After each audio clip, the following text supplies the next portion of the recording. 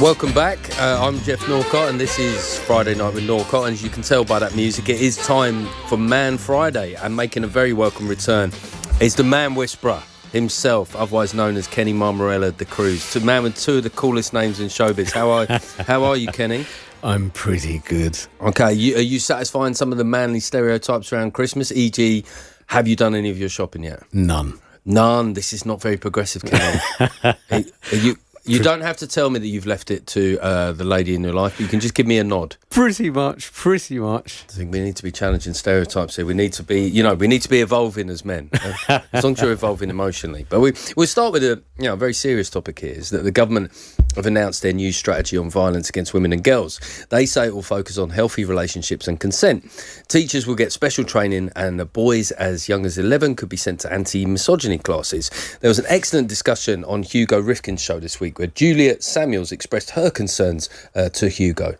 If this is about educating boys on the fact that porn isn't real, you can't just take a photo of a girl and send it round, that's not a trivial thing to do.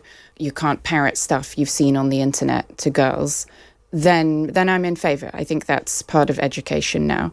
But I have grave worries that what this is going to turn into is a course in why being a boy is evil and masculinity is bad.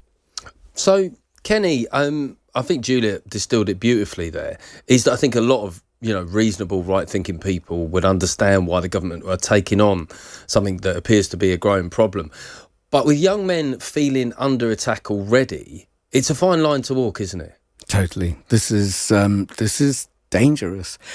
For me, the most important thing is that people are listening to the boys. What do they need? What do they need to know? Who are they learning from? Who's inspiring them?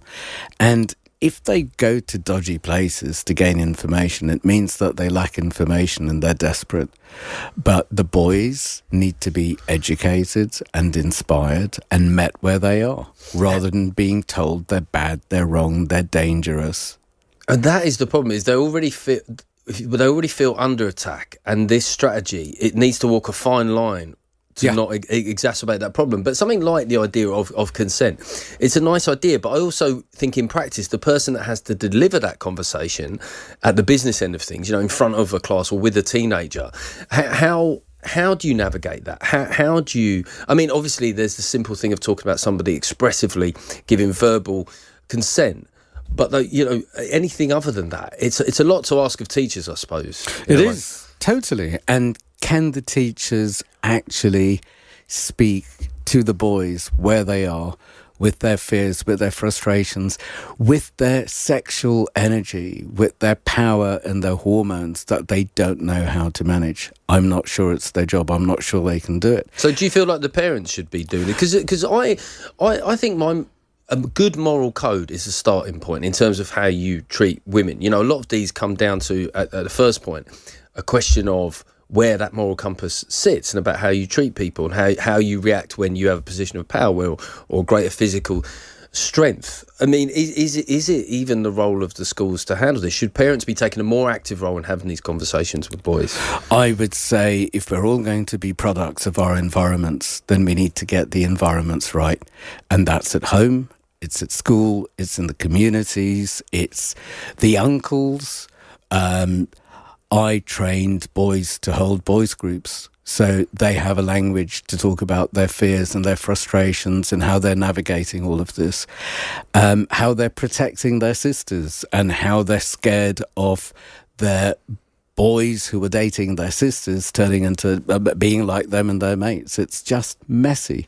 I mean, simple, just right and wrong things like sharing images, intimate images, that being wrong. I mean, that feels like quite a clear black and white thing that schools could handle. You'd think that hopefully that wouldn't be the first time they were coming into contact with that information, but maybe coming into contact with it in a group where they feel that's a sort of strength of other people having that same moral judgment. Absolutely. And I also wonder about people who've been victims of this kind of behaviour, talking about their experience and bringing it home of, this is what happened to me.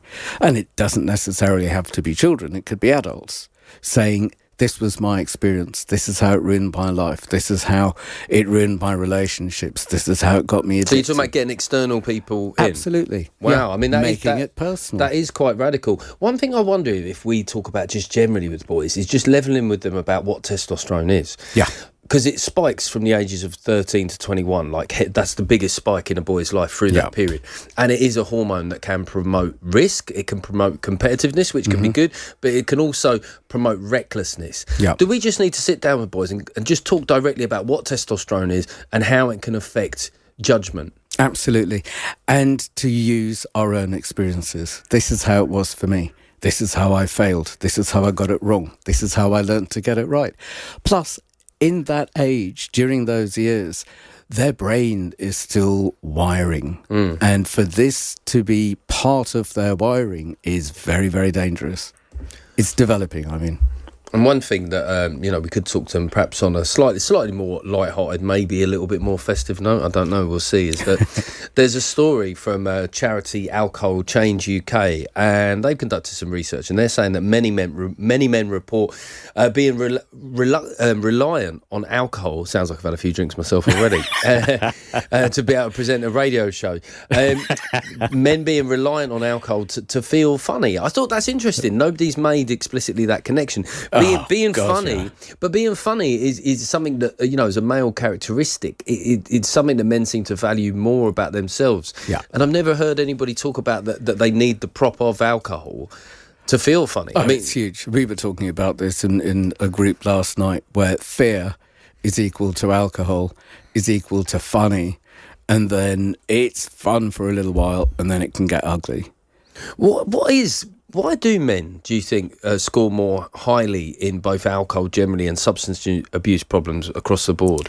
What is it in the male? Is it that recklessness, or is it that our inability to express certain things lead us to want to drown it in various substances? Absolutely. And we could take it full circle. If the boys weren't taught how to own their power, how to be authentic with their personalities, how to ask questions and be in it together, then it's going to carry on into manhood.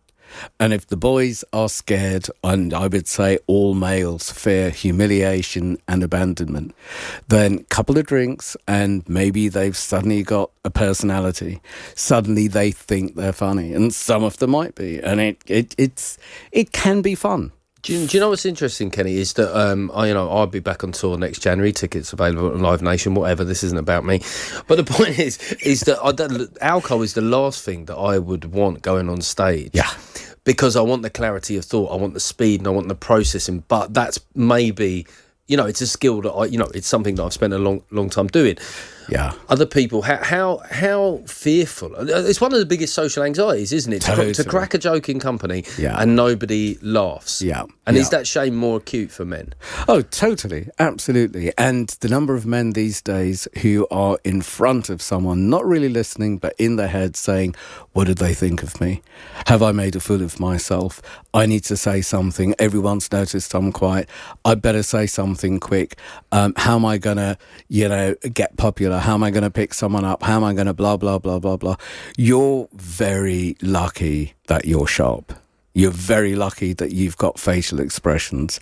A lot of people, it's deadpan. There isn't that much going on because they're riddled with fear. I'm all right on stage. I'm all right on radio. But if you and I just went for coffee, you and me, that makes me so anxious. Just being one-to-one with a person. That is why I have to not have caffeinated drinks when I just go for meetings, because I sort of feel trapped without a pool table or a dartboard. What about crowds, small crowds, big, personally, rather than on stage? Well, it comes down to that old Jerry Seinfeld quote, which is that I can speak to all of you, but I can't speak to any of you.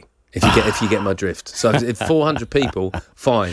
One person, the pressure of that scrutiny is just a bit too much. I feel like you're therapizing me. You do this so well. I've just got a message in here. I just want to slightly read ahead here because people have had a few drinks tonight. This is, I don't think somebody put a name here, but they're talking about misogyny. Consent is part of good sex education classes that are already taught at the best schools and should be taught at schools.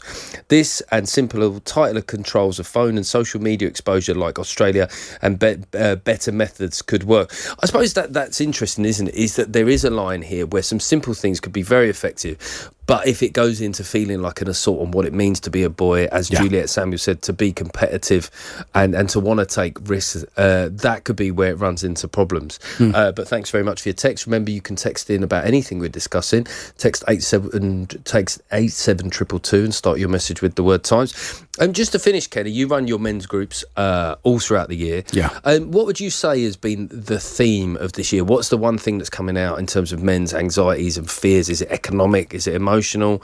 Is it isolation? There's such isolation, and men feel they're alone with their issues, apart from their new best friend, ChatGPT. Is that been the emergent thing? It's absolutely crazy. What, just literally conversing with ChatGPT? New best friend who likes me, who will never let me down. I had one client put an issue in, what would Kenny Mammarella-D'Cruz say, what would Osho say, and what would Marianne Williamson say?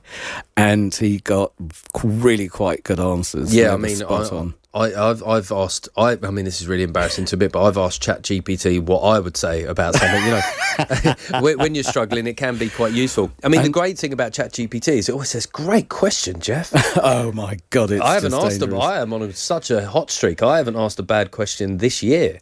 But this year, thankfully, men are talking about alcohol and what it leads to, and it's like the gateway drug. It's playing with fire. It's the off switch with the overthinking, and the overthinking is all about the fears of money, relationships. Am I in trouble? And look at the boys. Suddenly, they're in trouble for being male. Most men I know are scared of being in trouble, and it started when they were boys. So we need to be met as men. We need to meet the boys where they are. We need to listen to them, and we need to share ourselves honestly, rather than passing it on and making it some sort of a hierarchical thing. Do you know what? You're on great sort of whispering hypnotic form tonight. And one of our listeners, Ush, has texted in saying, your whisperer sounds like a young Bob Harris. Do you mean he's the guy that used to do the art, didn't he? And had that kind of ASMR type way of talking. So Kenny Mammarella-D'Cruz, the man whisperer, thanks so much for coming on Times Radio. And people, where can they find your men's groups? Mensgroups.co.uk every day, including Christmas, New Year, the whole lot. Listen, man, if you are struggling on Christmas Day, and that is one for a lot of people, do check out. Just find the man whisperer, and that will take you where you need to be.